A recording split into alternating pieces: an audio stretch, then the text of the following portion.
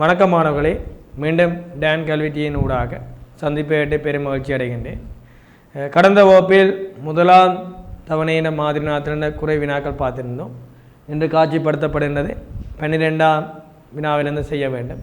அவை அந்த அடிப்படையில் தற்கால சூழ்நிலையை உணர்ந்து அதுக்கேற்ற மாதிரி வடமானம் கல்வியை பொறுத்த வரைக்கும் நாங்கள் எல்லாருக்குமே பொதுவாக தான் செய்கிறோம். என்ற அடிப்படையிலாலும் வடமானத்தை பொறுத்த வரைக்கும் நாங்கள் 2019 6ஆம் இடத்தில் இருந்து நாங்கள் கல்வி பொறுத்த உயர்தர பரீட்சையை பொறுத்த வரைக்கும் தற்போது என 2019 2ஆம் இடத்திலையும் தற்போது 6ஆம் இடத்திலையும் உள்ளோம் 2020 பருவின் அடிப்படையில். அவை நீங்கள் உங்களால் என்ற துவைக்க முடியாத காரணமாக இருந்தாலும் நீங்கள் கல்வியை எப்பயுமே நீங்கள் கைவிடக்கூடாது. அந்த அடிப்படையில் நீங்கள் எப்பயுமே நல்ல பருவம் எடுக்கணும். அதற்கமையத்தான் கல்வி டீயும் இணைந்து செய்யப்படுகிறது. பரீட்சை நெருங்கும் காலப்போது யூடியூபின் ஊடாகவும் ஃபேஸ்புக் ஊடாகவும் லைவின் ஊடாகவும் உங்களுக்குரிய மாதிரி வினாத்தார்கள் செய்யப்படும் ஒவ்வொரு பாடத்துக்கும்.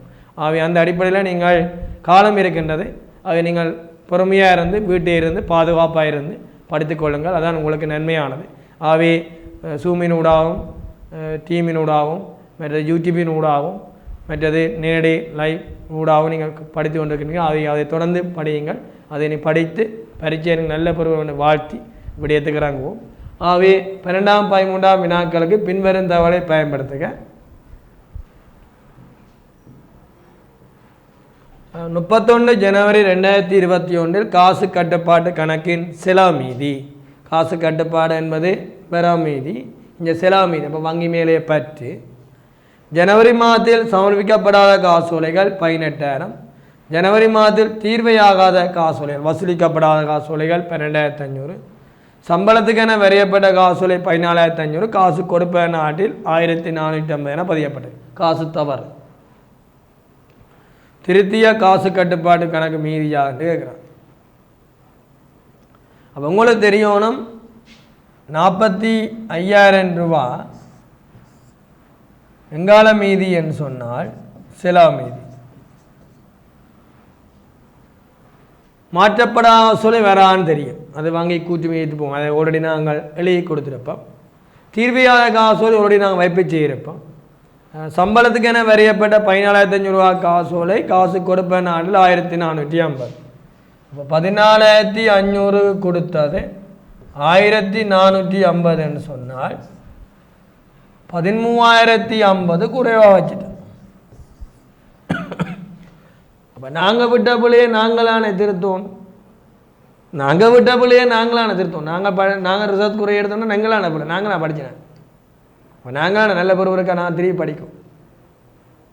ஆகவே 13,050 குறைவா பதிந்த கொடுப்பன் அவன். இனிதை கூட்டி எடுத்தீங்கன்றால் 58,050 58,050 மீதி சென்றது 58,050 மீதி வந்தது 58,050. விடை இலக்கம் 5வது விடை.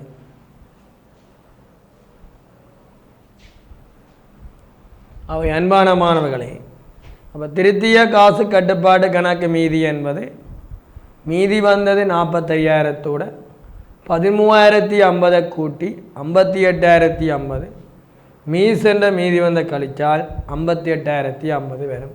அவை திருத்திய பின் காசு மீதி.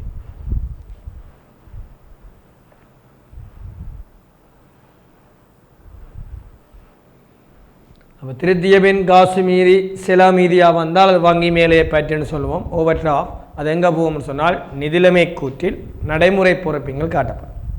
நிதிலைமை கூற்றில் நடைமுறை பொறுப்புகள் காட்டப்படும். சரியா மாணவர்களே? நிதிலைமை கூற்றில் நடைமுறை பொறுப்புகள் காட்டப்படும்.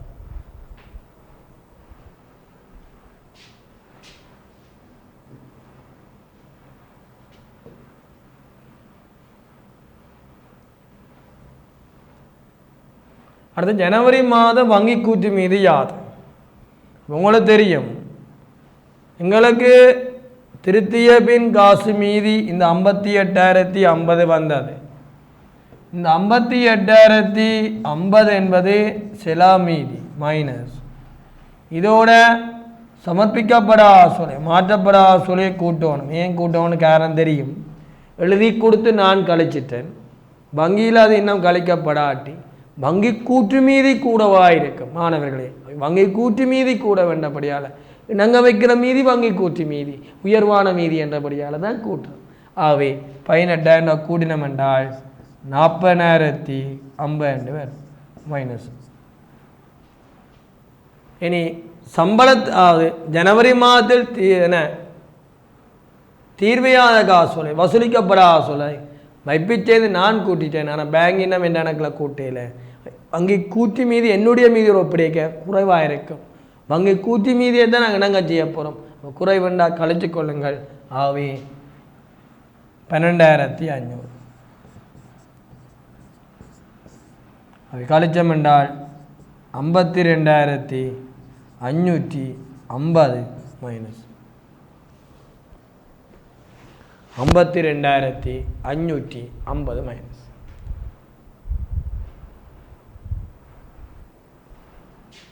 52,550 மைனஸ்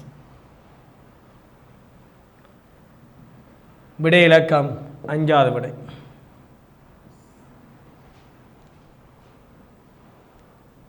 அப்போ திருத்திய பின் காசு மீதி மைனஸில் வந்தால் நீங்கள் ஞாபகம் வைக்கணும், பிளவிடக்கூடாது.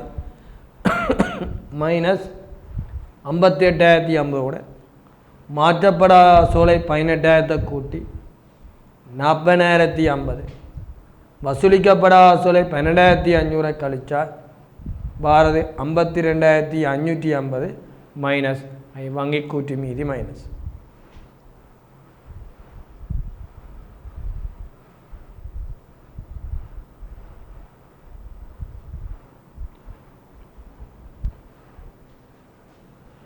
அடுத்த வினா செல்வோம்.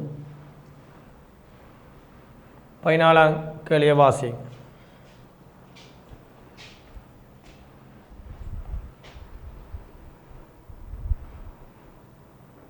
பாலா என்பவர் 1 ஜனவரி 2021 தன்னிடமுள்ள காசு 150,000 நண்பனிடம் 50,000 கடனாக பெற்று வியாபாரம் ஒன்றை ஆரம்பித்தார். அப்போ நண்பரிடத்தின் 50,000 கடனாக பெற்று என்ன செய்கிற ஒரு வணிகம் ஒன்றை ஆரம்பித்திருக்கிறார். இவ்வணிகத்தில் 31 டிசம்பர் 2021 உள்ள நிலைமை, அந்த நிதி நிலைமை பின்வருமாறு தந்திருக்கு.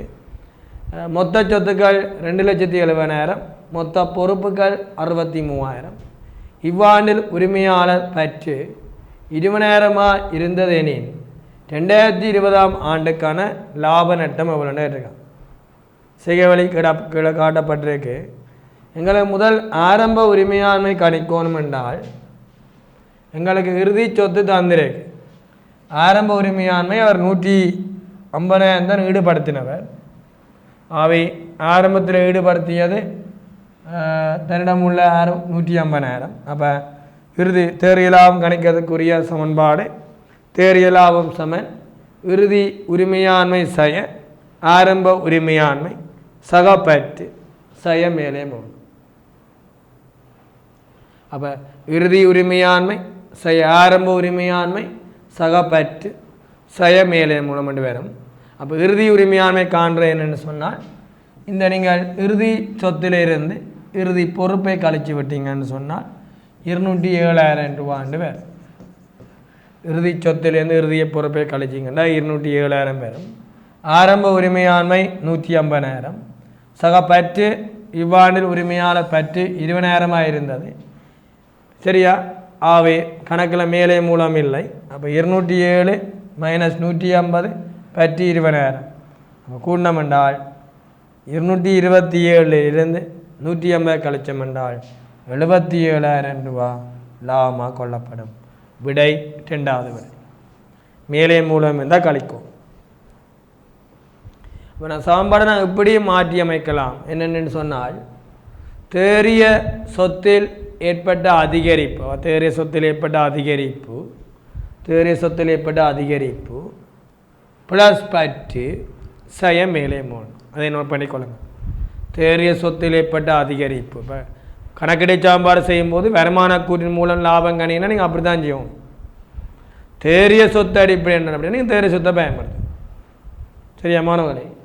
அப்போ தேறிய லாபம் சமன் இறுதி தேறிய சொத்து சய ஆரம்ப தேறிய சொத்து சக பற்று சய மேலே மூலம் தேறிய சொத்தில் ஏற்பட்ட அதிகரிப்பது என்பது தேறிய சொத்தில் ஏற்பட்ட அதிகரிப்பு என்பது ஆரம்பத்திலும் பார்க்க இறுதி கூடவே இருப்பது. சொத்திலிருந்து பொறுப்பை கழிப்பது ஆரம்ப சொத்திலிருந்து ஆரம்ப பொறுப்பை கழிப்பது ஆரம்ப தேறிய சொத்தில் ஆரம்ப உரிமை. இறுதி சொத்திலிருந்து இறுதி பொறுப்பை கழிப்பது இறுதி உரிமையாண்மை அல்ல இறுதி தேறிய சொத்து. அப்போ இறுதி தேறிய சொத்து 207,000, ஆரம்ப தேறிய சொத்து 150,000, பற்று 20,000. அப்போ 77,000 தேறிய லாபம்.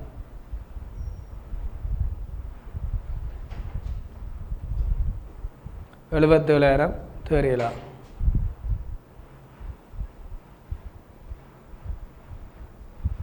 அப்போ தேறிய சொத்தில் ஏற்பட்ட அதிகரிப்பை நோட் பண்ணிக்கொள்ளுங்க. தேறிய சொத்தில் ஏற்பட்ட அதிகரிப்பு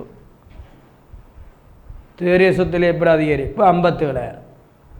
ஏன் தேறிய சொத்தில் ஏற்பட அதிகரிப்புண்டா மாணவர்களே இதுக்கிடையிலான வித்தியாசம்.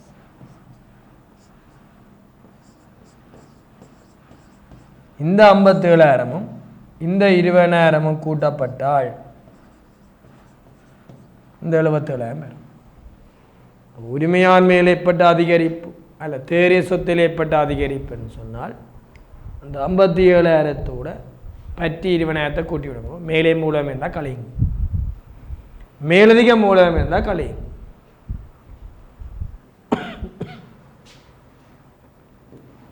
அடுத்த வினா செல்வோம். கடம்பட்டோன் கட்டுப்பாட்டு கணக்கு மீதியையும் கடம்பட்டோன் நிரல் மீதியையும் வேறுபடுத்தாத வலு செய்து.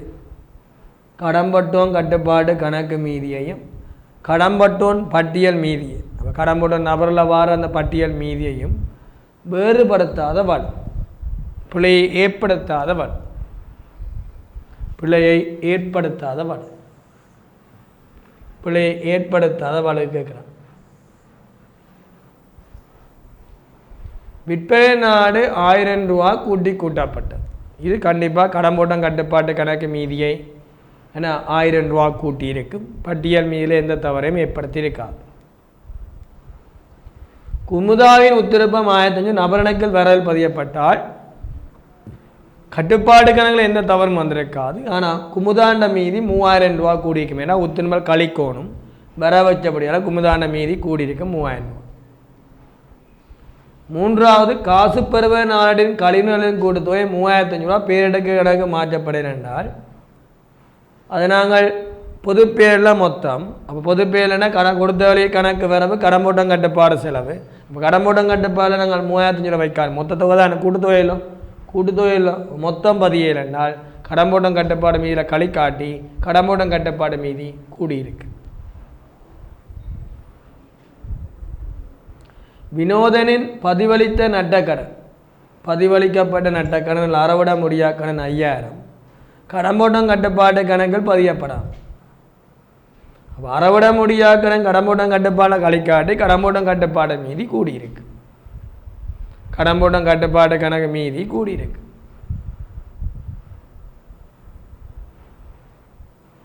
அஞ்சாவது நசீருக்கு விற்பனை 15,000 விற்பனை நாளட்டில் 1500 என பதியப்பட்டது. அப்போ மூலம் இதுக்கு முதல் செய்த கணக்கு போன வகுப்பில் செய்த நான் நினைக்கிறேன் மூலப்பதிவேடில் பதிஞ்சது தவறுன்னு சொன்னால் அன்பான மாணவர்களே மூலப்பதிவேடில் பதிந்தது தவறுன்னு சொன்னால் அது கட்டுப்பாட்டு கணக்கையும் பாதிக்கும், அதே தொகையால் நபரணக்கையும் பாதிக்கும். ரெண்டுக்கும் வேறுபாடு அது காரணமாக அமையாது. கட்டுப்பாட்டை திருத்திட்டோம்னா திருத்த முன் பட்டிய மீது காணிக்க வேறுபாடு ஏற்படுது. கட்டுப்பாட்டு கணக்கு திருத்தையில் நபரையும் திருத்தாட்டி ரெண்டுக்கும் வேறுபாடு காரணத்தை அமையாது. அதான் கேட்டேன் வேறுபடுத்தாத வெளிப்படுத்தாத ஏதுன்னு கேட்டேன். அவை நசீருக்கு விற்பனை 15,000 விற்பனை நாடில் 1500 என்றால் விற்பனை நாடில் கூட்டுத்தொகையாக கடம்போட்டம் கட்டுப்பாடு கணப்போம். கடம்போட்டம் கட்டுப்பாடு 13,500 குறைஞ்சிருக்குமே கட்டுப்பாடு மீதி 13,500 குறை. நசீர் அணைக்கிலே நான் 1500 தான் கொண்டே பாய்ஞ்சிருப்பேன். நசீர் அணைக்கிலே 13,500 குறைஞ்சிருந்தால் நசீரை கொண்டு கடன்போட்டம் பட்டி மீதி தயாரிக்கும் போது நபற்ற மீதி கூட்டுத்தொகை காணும் போது அதுலேயும் 15,500 குறைஞ்சிருக்கும். அவை கடன்போட்டம் கட்டுப்பாடு மீதி 15,500 குறையும். கடன்போட்டம் கட்டுப்பாடு மீதி 15,500 குறையும். நபரனுக்கு மீதியும் 15,500 குறையும். படிக்கொள்ளுங்க. கடன்பட்டம் கட்டுப்பாடு கணக்கு மீதி 15,500 குறையும். நபரனுக்கு மீதியும் 15,500 குறையும். நபரனுக்கு மீதியும் 15,500 குறையும். அப்போ கட்டுப்பாடு கணக்கில் விடுற பிள்ளைக்கு தான் நாங்கள் நாக்குறிப்பு எழுதலாமா? இப்போ முதலாவுக்கு நாக்குறிப்பு எழுதுறோம் என்றால் கூட விட மாற்றி வரும். விற்பனை கணக்கு வர 1000, கடன்போட்டம் கட்டுப்பாடு கணக்கு செலவு 1000 என்று வரும். விற்பனை கணக்கு வர 1000, கடன்போட்டம் கட்டுப்பாடு கணக்கு செலவு 1000 என்று வரும். ரெண்டாவது நபர் வராது. மூன்றாவது கொடுத்த அழிவு கணக்கு வர 3500, கடன்பட்டோன் கட்டுப்பாட்டு கணக்கு செலவு 3500. பட் அப்படியே நீ பக்கத்தில் எழுதி வச்சுக்கொள்ளுங்க. கொடுத்த அழிவு கணக்கு வர 3500, கடன்போட்டம் கட்டுப்பாடு கணக்கு செலவு 3500. நாலாவது வினோதனின் பதிவளித்த நட்டக்கன் 5000, கடன்போட்டம் கட்டுப்பாடில் பதியப்படாமை. அப்போ வர பக்கம் 15 நட்டக்கடன் கட்டுப்பாடில் பதியேண்டா சில பக்கம் தொங்கல் உருவான் தொங்கல் வரவு. கடன் பட்டோம் கட்டுப்பாடு செலவுன்னு வரும். கடன்போட்டம் கட்டுப்பாட்டு கணக்கில் செலவைப்போம் 5000. நசீருக்கு விற்பனை 15,000, விற்பனை நாளில் 1500 வச்சோம் என்றால் அப்போ விற்பனையில் நாங்கள் எவ்வளோ குறைய வச்சுருப்போம்னா 13,500. வரவுலையும் குறைஞ்சிருக்கும், செலவுலையும் குறைஞ்சிருக்கும். அவை கடன்பட்டம் கட்டுப்பாட்டு கணக்கு வரவு, விற்பனை கணக்கு செலவு. நான் அவற்றை பேர் சொல்லக்கூடாது. ஏன்னா துணைப்பேரில் ஒரு பதிவு முறையும் பொதுப்பேரில் 2 பதிவு முறையும். அவை கடன்போட்டம் கட்டுப்பாட்டு கணக்கு வரவு 13,500, விற்பனை கணக்கு செலவு 13,500.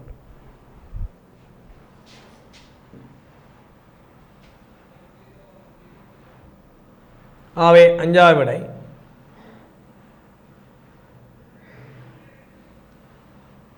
பதினாறாம் 25ஆம் வினாக்களுக்கு சுருக்கமாக விடை எழுதுங்க. சுருக்கமாக விடை எழுதட்டால் விடையை நீங்கள் சக்சர் கேள்வி மாதிரி அதை பார்த்தீங்கன்னா சரி. கணக்கீட்டின் வெளியீடுகள் கூறுகள் இல்லை கணக்கீட்டின் பிரிவுகள் யாவை? நிதி கூற்றுக்கள் யாவை? நிதி கூற்றுக்கள் வருமான கூற்று. அதை நீங்கள் வேணும்னா இப்போ விரிவாக நீங்கள் படிக்க லாபம் அல்ல நட்டம் மற்றும் ஏனைய முற்றுமடங்கிய வருமான கூற்று நோட் பண்ணிக்கொள்ளுங்கள். கம்பெனி பிரசுரம் படித்தா பிறகு நிதிக்கூற்றின் வெளியிடுக்க அது நீங்கள் சொல்லணும் வருமான கூற்றுன்னு சொல்லாமல் லாபம் அல்ல நட்டம் மற்றும் ஏனைய முற்றுமடங்கிய வருமான கூற்று. ஏன்னா முற்றடக்க வருமான கூற்று இல்லை ஏனைய முற்றுமடங்கிய வருமான கூற்று. 2 நிதி நிலைமை கூற்று. 3 காசு பாய்ச்சல் கூற்று. காசு பாய்ச்சல் கூற்று. காசு பாய்ச்சல் கூற்று. 4 உரிமையாண்மை மாற்றல் கூற்று. உரிமையாண்மை மாற்றல் கூற்று. 5 கணக்கீட்டு கொள்கைகளும் விபர குறிப்புகள். கணக்கீட்டு கொள்கைகளும் விபர குறிப்புகளும். கணக்கீட்டு கொள்கைகளும் விவர குறிப்புகளும்.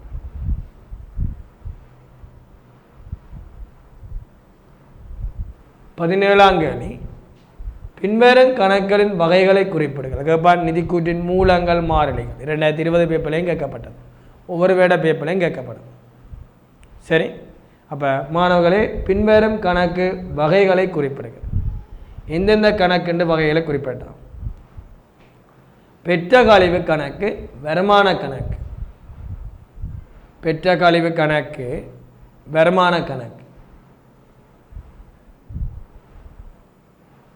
விற்பனை திரும்பல் என்றால் உத்திரும்பல், வருமான கணக்கு. வருமான கணக்கு.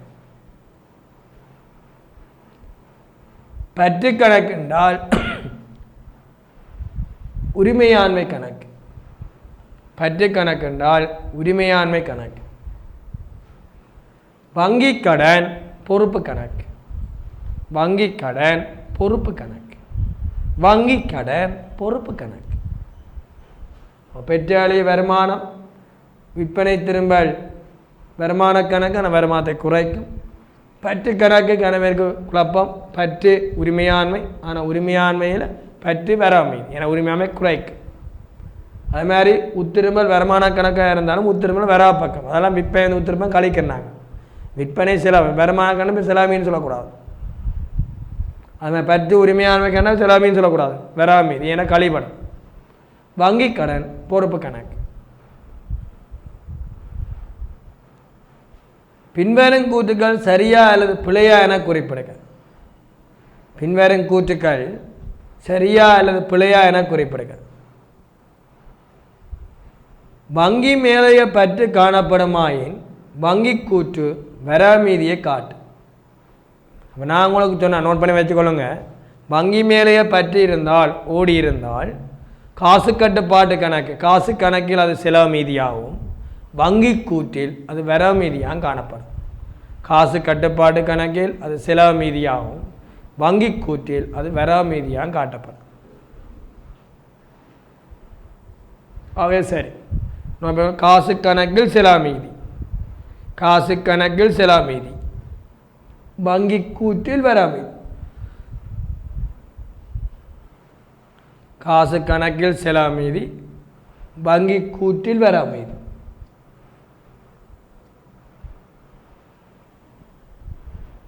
பற்று மேலே மூலம் இல்லையாயின் தேறிய சொத்தில் ஏற்படும் அதிகரிப்பு லாபமாகும். சரி, ஏனென்றால் மேலே மூலமோ பற்றுக்களோ இல்லாத சந்தர்ப்பத்தில் நோட் பண்ணிக்கொள்ளுங்கள்.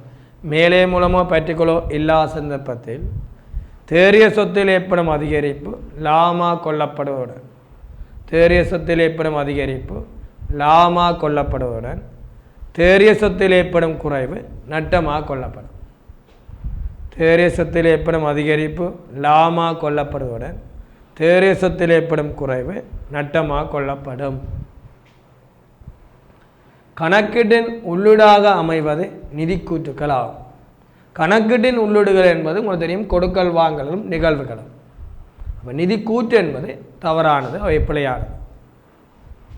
கணக்கீட்டின் உள்ளீடாக அமைவது நிதி கூற்றுக்கள் ஆகும். ஆகவே அது தவறு, பிழையானது. காசு காசோலை பெறுவனவுக்குரிய என்ன காசு காசோலைகள் இப்போ எல்லாமே காசு மூலமான பெறுவனவுகள் காசோலை மூலம் பெறுவனவு எல்லாமே சொன்னால் காசோலை மூலம்தான் கொடுக்க வாங்க மேற்கொள்ளப்படுது. சிறு காசு கொடுக்கல் வாங்கல் இருக்குது. செக் மூலம் வழியை கொடுக்கலாம், காசு மூலம் சில்லறை காசாலும் கொடுக்கலாம். ஆனால் பெறுவனவு காசோலை மூலமாக இருந்தால் நீங்கள் அது பற்றிச்சீட்டுன்னு சொல்லணும். அப்போ காசு காசோலை பெறுவனவுக்குரிய மூலாவணம் பற்றிச்சீட்டாகும். அவை சரி. அப்போ முதலாவது சரி, ரெண்டாவது சரி, மூன்றாவது பிழை, நான்காவது சரி.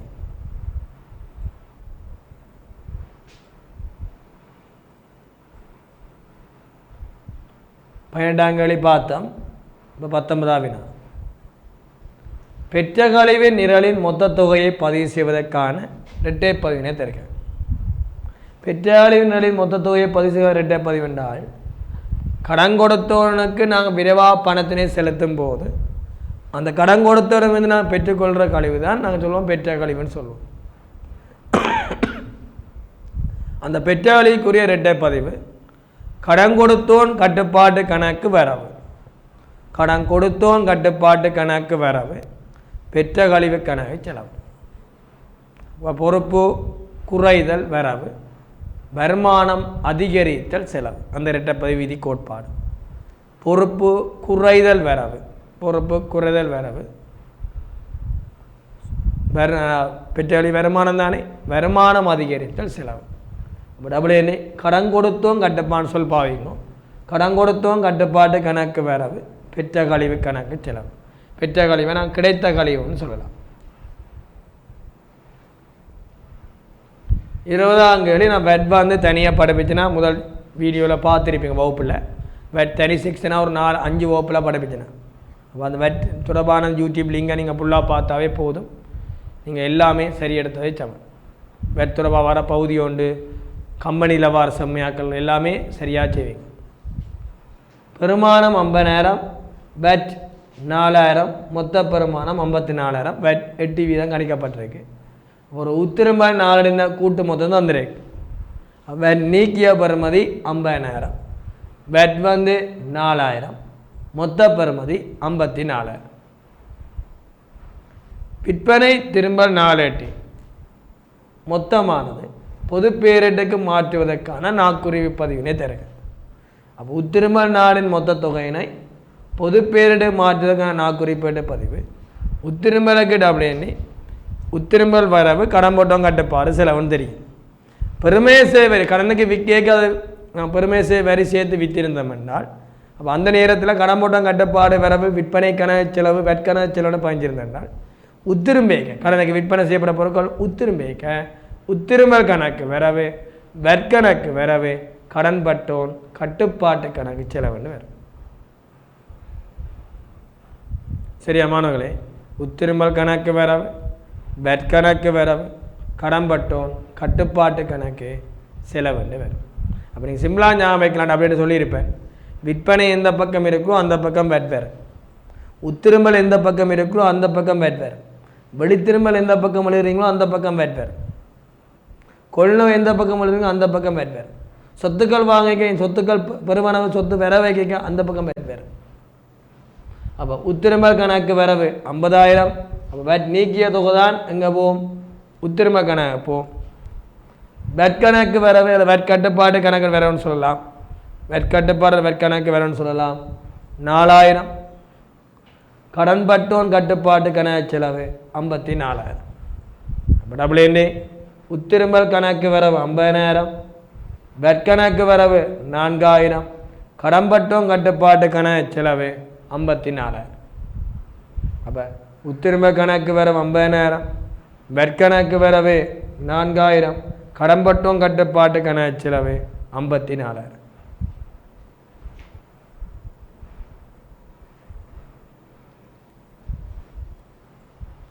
பொறுப்பொன்றின் பண்புகள் 3 தரக புதிய எண்ணக்கரை சட்ட மாற்றத்தின் அடிப்படையில் சொத்தின் பண்பு மாறி இருக்கு, பொறுப்பின் பண்பு மாறி இருக்கு. இது 2020ஆம் ஆண்டு எழுதின மாணவருக்கு வந்திருக்கு. மாற்றம் 2018 இடம்பெற்று விட்டது. ஆகவே அந்த மாற்றத்தை கருத்து கொண்டு இனி வரும் மாணவர்கள் பொறுப்பு தொடர்பான பண்பை முக்கியமாக பாருங்க. சொத்து தொடர்பான பண்பு 2020ஆம் ஆண்டில் கேட்கப்பட்டு விட்டது. பொறுப்பொன்றின் பண்புகள் 3. ஒன்று கடந்த கால நிகழ்வினால் விளைவினால் தற்கால கடப்பாடு. தற்காலத்தை நிகழ்கால கடப்பான்னு சொல்லலாம். நோட் பண்ணிக்கொள்ளுங்க. கடந்த கால நிகழ்வுகளின் விளைவுகளால் தற்கால நிகழ்கால கடப்பாடு.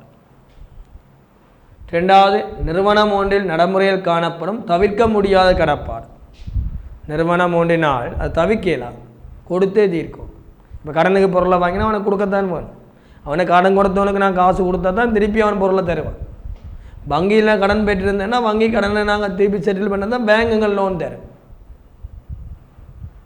வங்கி மேலதிக பற்ற பெற்றிருந்தேனால் வங்கி மேலே பற்ற பெற்றிருந்தேனால் வங்கி மேலே பற்று குறுகிய காலத்துக்குரியது, குறுகிய கால கடன்கள். அப்போ அதுக்குரிய செட்டில் பண்ணால் தான் அடுத்த ஓடி பேங்குங்களுக்கு தரும். நாங்கள் அந்த டவுனில் இருக்க கடையில் பார்த்தீங்கன்னா தெரியும், அந்த நாள் முடிவிலே கொண்டே வார காசு கொண்டு டிபாசிட் பண்ணியிருக்கு. எனக்கு செக் போயிடும். அடுத்த கொடுக்க வேண்டிய வாடகை, கொடுக்க வேண்டிய மின்சாரம்னா அந்த கொடுக்க வேண்டிய வாடகை கொடுத்தா தான் நம்ம அடுத்த மாதம் வாடகை அந்த இடத்துல இருக்கலாம். கொடுக்க வேண்டிய மின்சாரம்னா அங்கே நான் காசை கொண்டு வந்து கட்டாமன்னா எலக்ட்ரிசிட்டி மின்சார சேவை எங்களுக்கு என்ன செய்யும்? கரண்ட்டுக்குரிய அந்த வயரிங் லைனை என்ன செய்யும்? கட் பண்ணியிருக்கு. இப்போ அதுக்குரிய சார்ஜ் எல்லாம் காசு கட்டி பழைய காசு அரியஸ் முடிச்சு எல்லாமே புது லைன் எடுக்கும். வெட்டின லைனை திருப்பி எடுக்கும். ஒரு நோட்டீஸ் அனுப்புவோம். அப்போ கொடுக்க வேண்டிய எல்லாமே கொடுத்து தீர்க்கவும் ஞாபகம் வச்சுக்கொள்ளுங்க. எதிர்கால தீர்ப்பனவின் போது ஒரு பகுதி வழிச்செல்லக்கூடியது. அது நீங்கள் தற்போது அதை சொல்லுவோம். நீங்கள் என்ன சொன்னால் வளங்களின் தீர்ப்பனம் போது, அப்போ நிறுவனத்தின் வளங்கள் வழிச்செல்லக்கூடியது. அது நிகழ்காலத்தில் தீர்ப்பனவும் போது அது நிகழ்கால தீர்ப்பனம்னு மாற்றுங்க.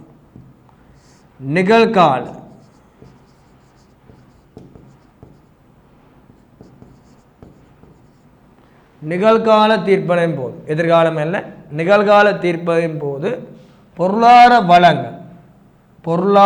வளங்கள் வளம்னு சொல் பாவீங்கவா, வளம் பொருளாதார வளங்கள் வழிச்செல்லக்கூடியது.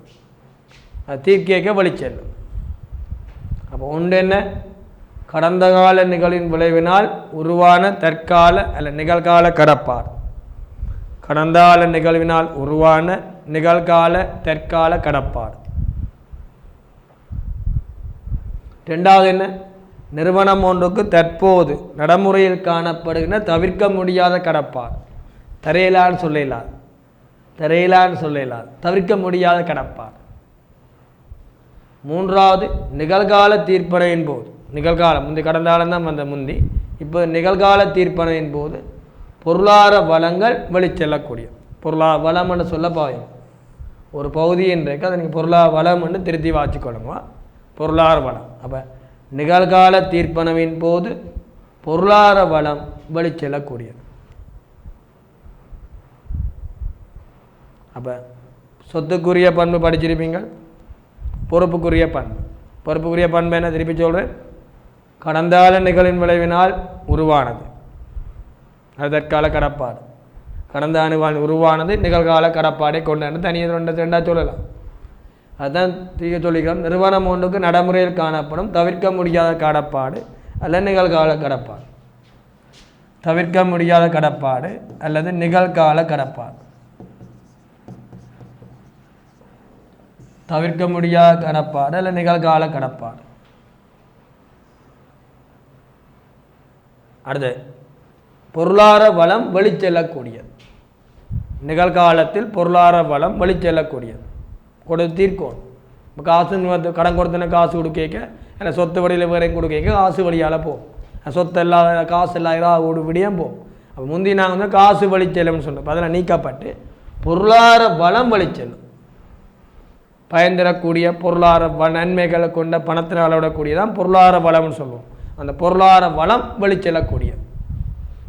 பொருளாதார வளம் வெளிச்செல்லக்கூடியது. அப்போ கடந்த கால நிகழ்வின் விளைவினால் தற்கால கடப்பாடு, நிறுவனம் ஒன்றுக்கு நடைமுறையில் காணப்படும் தவிர்க்க முடியாத நிகழ்கால கடப்பாடு, மற்றது எதிர்கால வெட்டி போட்டு நிகழ்கால தீர்ப்பணையின் போது பொருளாதார வளம் வெளிச்செல்லக்கூடியது. பொருளாதார வளம்னு சொல்கிறதா மார்க் சார். நிகழ்காலத்தில் பொருளாதார வளம் வெளிச்செல்லக்கூடியது. நிகழ்காலத்தில் பொருளாதார வளம் வெளிச்செல்லக்கூடியது.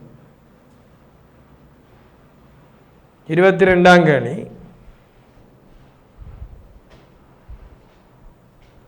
செழியன் வணிகத்தின் 31 மார்ச் 21 முடிவடைந்த ஆண்டு கடம்பட்டோன் தகவல்கள் பெறுமாறு.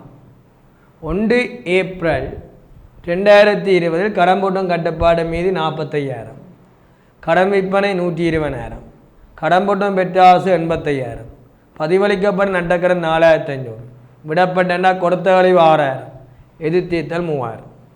31 மார்ச் 2021 கடம்பட்டோன் கட்டுப்பாடு கணக்கு மீறி யாதுன்னு கேட்குறேன். ஒரு கடம்பட்டோன் கட்டுப்பாடு ஒரு மாதிரி வழியும் அடிச்சிங்கன்னா ஆட்டோமேட்டிக்காக விடவே.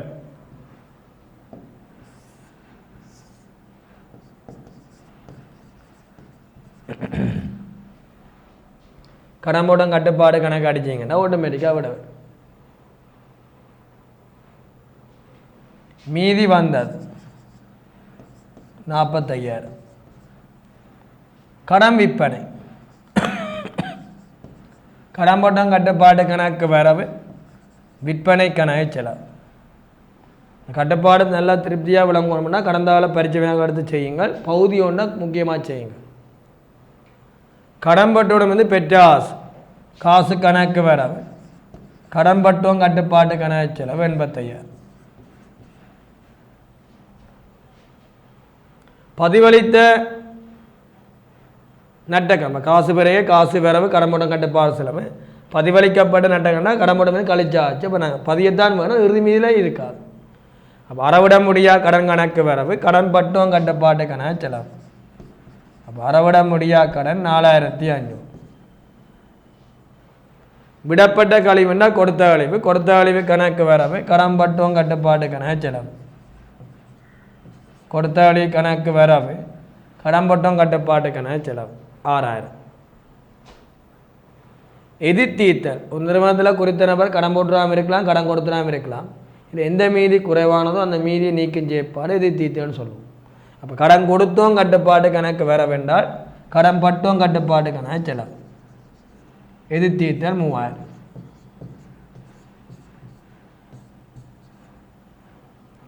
எதிர்த்தீர்த்தல் 3000. கடன் கொடுத்தோம் கட்டுப்பாடு கணக்கு வர வேண்டாம், கடன் பட்டோம் கட்டுப்பாடு கணக்கு செலவு. அவள் எதிர்த்தீர்த்தல் 3000.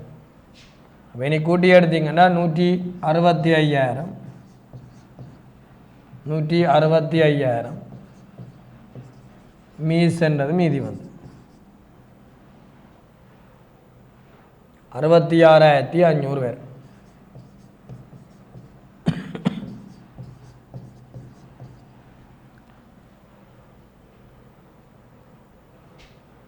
தொண்ணூற்றி 8,500 கழிச்சோம்னு சொன்னால் 66,500 பேர். கடம்போட்டம் கட்டுப்பாடில் செலவு மீதி தரையில் அவை வர மீதி 66,500. அதான் செய்து காட்டப்பட்டிருக்கு. 45,000 120,000 கூட 165,000 85,000 பெற்றாசை கழிச்சால் 80,000 4,500 அறுவடை முறையும் கழிச்சால் 75,500 கொடுத்த கழிவு 6,000 கழிச்சால் கடம்படம் கட்டுப்பாடு வர வச்சால் கூட்டப்படும், செலவு வச்சால் கழிக்கப்படும். அப்போ 6,000 கழிச்சோம் என்றால் 69,500. அதிலேருந்து நாங்கள் எதிர்த்தீர்த்தல் ஒரு நிறுவனத்தில் குறித்த நபர் கடன் போட்டாமல் இருப்பார், கடன் கொடுத்தாமல் இருப்பார், அதில் எந்த மீதி குறைவானதோ அதை நீக்கம் செய்யப்பாடு எதிர்த்தீர்த்தல். ஆகவே 3000 கழிச்சோம் என்றால் 66,500. விடை 66,500.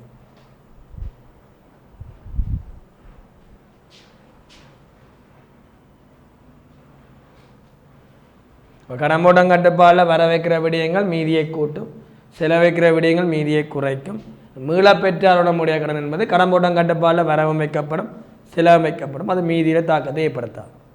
பெற்றாசுக செலவுக்க விடயம் இருக்கும், வரவில் மீளப்பெற்றாரோட முடிய கண்டு காட்டும்.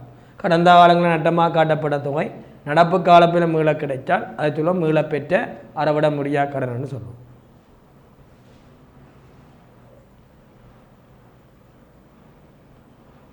இருபத்தி 3ஆம் கேள்வி கணக்கீட்டின் பிரதான நோக்கஞ்சார். இதுதான் பெரும்பாலும் முதலாங்கலியாவான்னு சொன்னோம். நிதி கணக்கீடு வந்தது பெரும்பாலும் முதலாங்கலியாக வரும். கணக்கீட்டின் பிரதான நோக்கம் கணக்கீட்டின் தொழிற்பாடு சரியாக விவரிப்பதுன்னு கேட்பார்.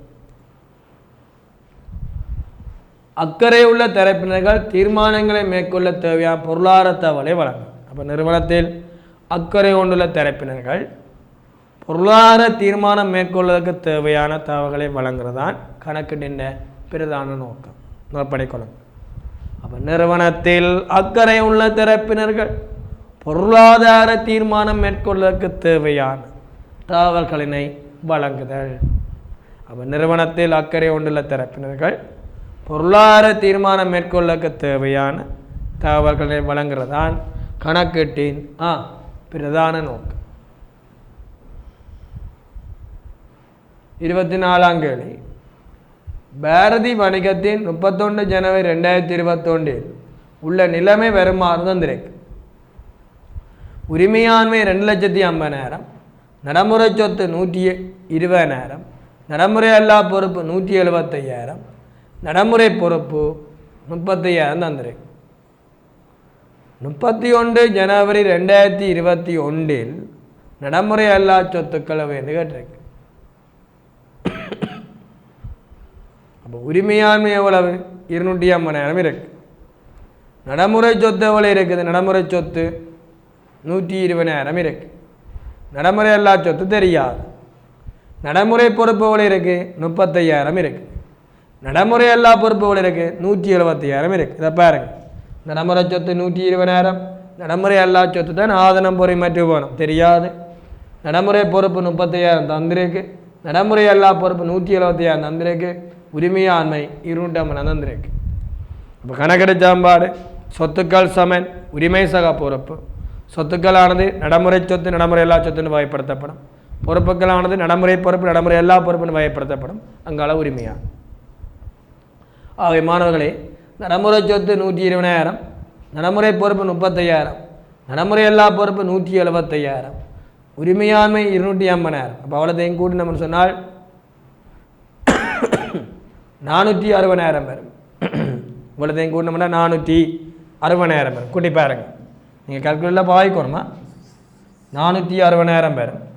சரியா மாணவர்களே? ஓகே 460,000 சக 120 அங்கால வந்தால் சய 120. அப்போ 460,000 அதுலேருந்து 120,000 சக பொறுப்பு இஞ்சாலும் சக சொத்தை நடைமுறை சொத்துக்கு இஞ்சாலும் சயன் நடைமுறை சொத்து. அப்போ கழிச்சம் என்றால் 3,40,000 ஏன் என்னது நடைமுறை அல்லா சொத்து. உங்களுக்கு தெரியணும் 3,40,000 சொத்துக்கள் சமன் உரிமை சக பொறுப்புக்கு சமம். சொத்துக்கள் சமன் உரிமை சக பொறுப்புகளுக்கு சமம். சொத்துக்கள் சமன் உரிமை சக பொறுப்புக்கு சமம். சொத்துக்கள் நடைமுறை எல்லா சொத்து நடைமுறை சொத்து, பொறுப்புகள் நடைமுறை பொறுப்பு நடைமுறை எல்லா பொறுப்பு அங்கால உரிமையா.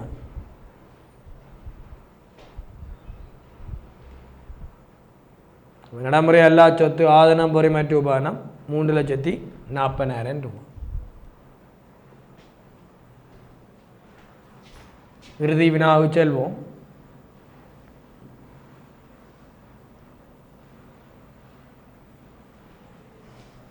இது வளமையாக 6-7 வருஷமாக இந்த கேள்வி கேட்கப்படவில்லை, ஒரு முறையாக கேட்கிறது. நிதி கணக்கீட்டுக்கும் முகாமை கணக்கீட்டுக்கும் இடையிலான வேறுபாடுகள் 2 திரைகண்டு இருக்கு. அது வேறுபடுத்துகிற பண்பு சில அங்கே தந்திருப்பேன். நிதி கணக்கீட்டுக்கும் முகாமை கணக்கீட்டுக்கும் இடையிலான வேறுபாடுகள் அவை இந்த முறை பரீட்சை எழுதும் மாணவர்கள் தயவுசெய்து முக்கியமாக கவனித்துக் கொள்ளுங்கள். நிதி கணக்கீடு அங்கால முகாமை கணக்கீடு. நிதி கணக்கீடு என்பது வரலாற்று தகவல்கள் மாத்திரம் கொண்டிருக்கு, நடந்து முடிஞ்ச தகவலாக இருக்கும், வரலாறு தகவலாக இருக்கும். முகாமை கணக்கீடு என்பது வரலாறு மற்றும் எதிர் கூறப்பட்ட தகவலை கொண்டிருக்கு. முக்கியமாக மெய் எதிர் கூறப்பட்ட தகவல்கள், முக்கியமாக மாணவர்களே எதிர் கூறப்பட்ட தகவல்கள். அந்த காலம் குறிக்க சில குழப்பம் இருக்குது.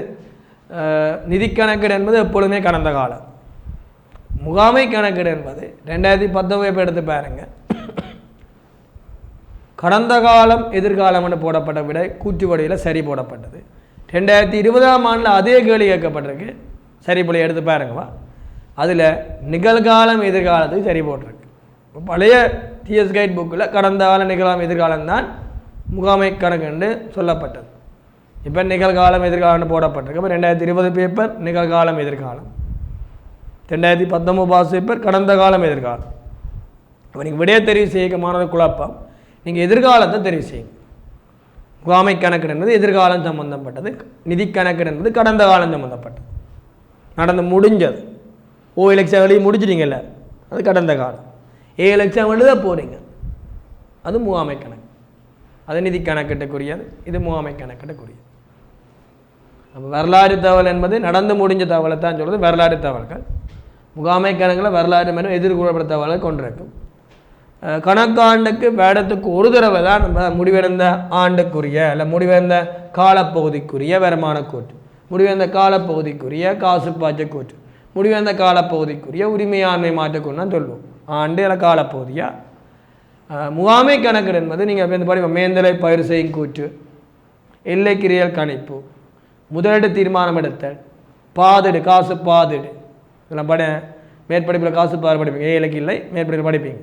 அப்போ அங்கே முகாமையின் தேவைக்கு அமையத்தான் நாங்கள் என்ன செய்வோம், தயாரிக்கிறா இருக்கு. அப்போ காசு பாய்ச்சல் கூட்டி நிதி கணக்கெடு, காசு பாதிடு பட்ஜெட் போடுறோம் முன்னுக்கு, அது நீங்கள் வணிக கல்வியுமே இருக்குது. காசு பாதிடு